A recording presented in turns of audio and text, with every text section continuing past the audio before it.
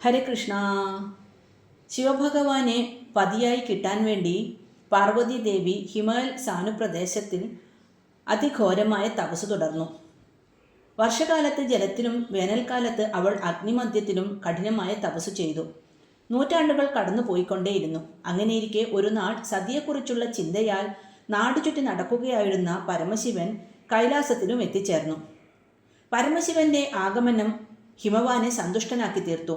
ശിവനെ യഥോചിതം സ്വീകരിച്ചിരുത്തിയ ഹിമവാൻ അദ്ദേഹത്തോട് അപേക്ഷിച്ചു, ജടാധാരിയായ ദേവ, അവിടുത്തെ ദിവ്യ സാന്നിധ്യം എൻ്റെ സൗധത്തിൽ കുറച്ചു കാലം കൂടി ഉണ്ടാക്കണമെന്ന് ഞാൻ ആഗ്രഹിക്കുന്നു. ഹിമവാന്റെ സ്നേഹനിർഭരമായ നിർബന്ധത്തിന് പരമശിവൻ വഴങ്ങി. അങ്ങനെ അല്പദിവസങ്ങൾ പരമശിവൻ അവിടെ ചെലവഴിച്ചു.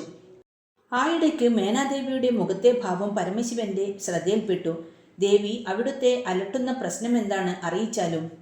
പരമശിവൻ മേനയോട് അന്വേഷിച്ചു. ആ ചോദ്യം മേനയെ അത്ഭുതപ്പെടുത്തുക തന്നെ ചെയ്തു. തൻ്റെ പുത്രിയുടെ തപസ് ഇദ്ദേഹം അറിഞ്ഞില്ലെന്നുണ്ടോ, അതോ അറിയില്ലായ്മ നടിക്കുകയാണോ? ഏതായാലും തൻ്റെ ദുഃഖം ഭഗവാനെ അറിയിക്കുക തന്നെ മേന ഉറച്ചു. ദേവ, കാരുണ്യവാരിതേ, അവിടുത്തെ പ്രസാദിപ്പിക്കാനുള്ള എൻ്റെ പുത്രിയുടെ തപസ് അങ്ങയുടെ കർണങ്ങളിൽ പതിഞ്ഞില്ലയോ? ദേവി ചോദിച്ചു. അമ്മേ, ആരുടെ തപസ്സിനെക്കുറിച്ചാണ് അവിടുന്ന് പറയുന്നത്? പരമശിവൻ ആശ്ചര്യപ്പെട്ടുപോയി. അപ്പോൾ മേനാദേവി പാർവതി ദേവിയുടെ തപസ്സിനെക്കുറിച്ച് ഭഗവാനോട് പറഞ്ഞു. ഭഗവാനെ, അവിടുത്തെ പത്നിപദത്തിനായി എൻ്റെ ഓമനപുത്രി ഇപ്പോൾ ഘോര തപസ്സിലാണ്.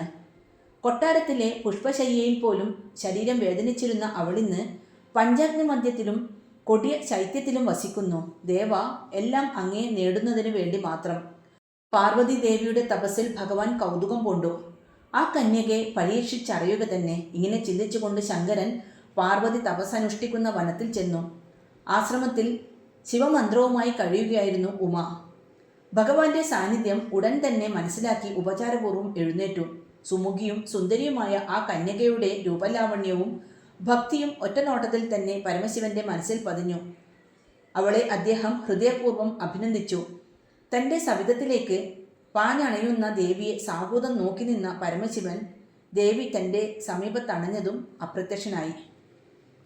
ഓം നമഃ ശിവായ.